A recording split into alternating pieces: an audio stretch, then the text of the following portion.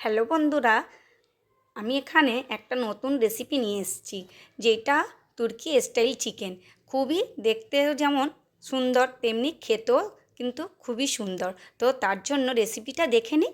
তো এখানে আমি শুধু চিকেন পিস বটি বটিগুলো নিয়েছি, আর ফ্রেশ করে একদম ধুয়ে নিয়ে কেটে রেখে দিয়েছি। এটাকে এবার সাইড করে দিলাম।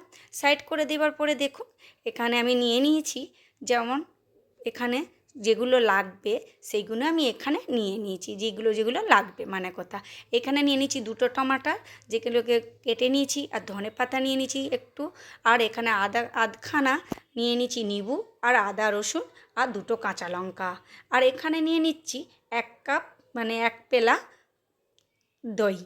তো খাঁটা দই এইটা নিয়ে নিয়েছি। তো এরপরে আমি মিক্সার জার নিয়ে নিয়েছি, যাতে আমি পিসবো। তাতে আমি দিয়ে দিচ্ছি একটা একটা করে, যেগুলো আমি বললাম, যেমন আদা রসুন, ধনেপাতা, কাঁচা লঙ্কা, টমাটার, ওগুলো সব এতে ঢেলে দেবো।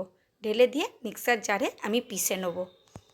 ভিডিওটা কিন্তু দেখতে থাকুন, তাহলে খুবই ভালো লাগবে। রেসিপিটা জরুর ট্রাই করবে।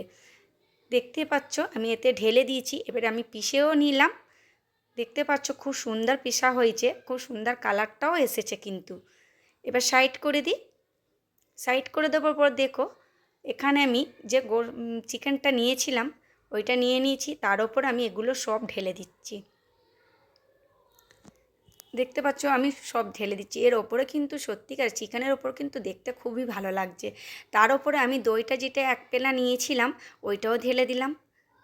এর ওপর আমি দিয়ে দিচ্ছি নুন 1 চামচ, আর দিয়ে দিচ্ছি এখানে ধনে গুঁড়ো, আর এখানে দিয়ে দিচ্ছি লঙ্কার গুঁড়ো, আর এখানে দিয়ে দিচ্ছি মরিচের গুঁড়ো।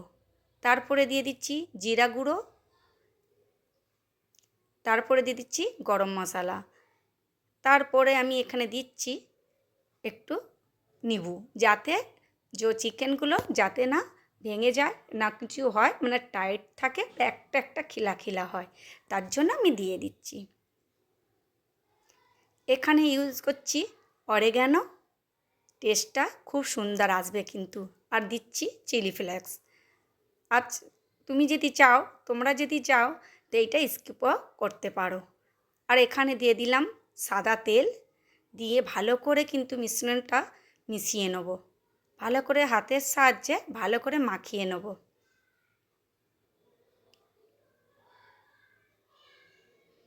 দেখতে পাচ্ছ কেমন করে মাখাচ্ছি।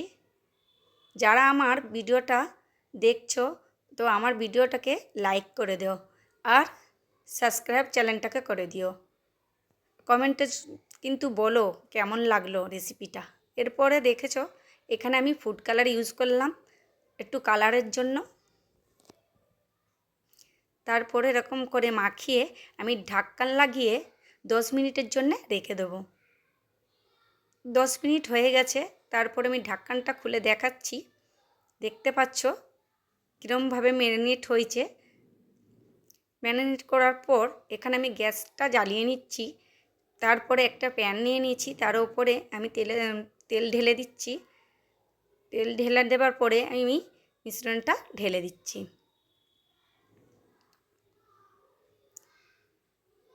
গ্যাসটা কিন্তু তেজই রেখেছি আমি। এখন ভালো করে এটাকে ভুনে নেব। দেখতে পাচ্ছ কীরকম কালারটা হয়েছে, খুবই খেতে কিন্তু ভালো। ট্রাই করবে, খুবই ভালো লাগবে, বাড়ির সকলকে ভালো লাগবে। এরকম একটা দুর্দান্ত রেসিপি কাকে না ভালো লাগে বলো। বাড়িতে সবাই তো রোজ রোজ একই চিকেন খেয়ে খেয়ে বড় হয়ে যায়। একবার একবার তো এরকম বানালে কিন্তু সত্যি করেই ভালো লাগবে। তারপরে আমি মিডিয়াম আঁচ করে 10 মিনিট রেখে দিয়েছিলাম ঢাকনা লাগিয়ে। তারপর 10 মিনিট পর খুলে দেখছি, ফের একবার নেড়ে চেড়ে নিচ্ছি। কেন, মাংসটা তো সিদ্ধ হবে, তার জন্য। একবার এরকম করে নেড়ে চেড়ে ফের আমি 10 মিনিটের জন্যে ঢাকনা লাগিয়ে দিচ্ছি। মিডিয়াম আঁচে রাখতে হবে। তারপর আমি সাইড করে দিচ্ছি। এখানে আমি একটা ফের ফ্রাই প্যান নিয়ে নিয়েছি, তাতে দিয়ে দিচ্ছি আমি বাটার। তোমরা চাইলে ঘিও দিতে পারো।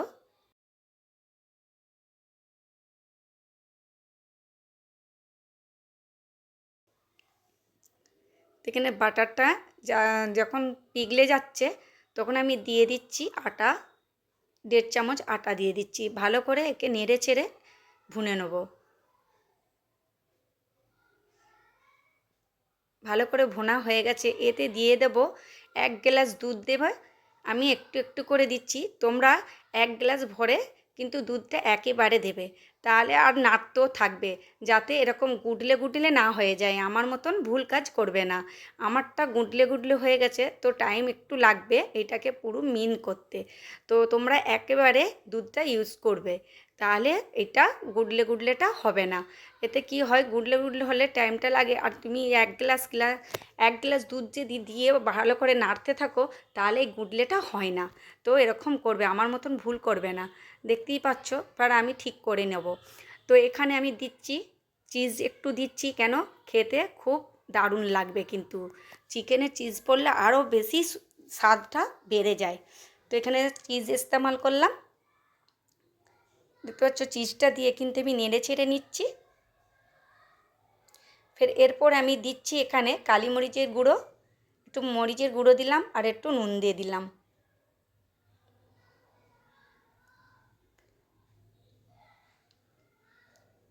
দিয়ে নেড়ে ছেড়ে নিচ্ছে একবার ভালো করে। এতে দুধ লাগলে আর একটু দিচ্ছি আমি, দুধ লাগবে বলে, যদি জরুরত লাগে তো দেবে জরুর। দেখতেই পাচ্ছ কীরকম ক্রিমি ক্রিমি হয়েছে, তো এরকমই চাই।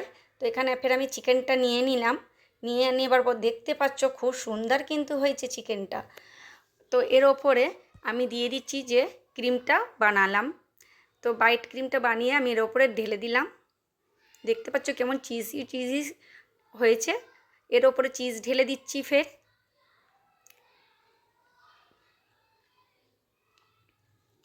বেশি করে চিজ ঢেলে দিয়ে আমি এর ওপরে ঠিক আমি যেমন করে পিৎজা বানাই সেরকম করে আমি একে ডেকোরেট করে নিচ্ছি।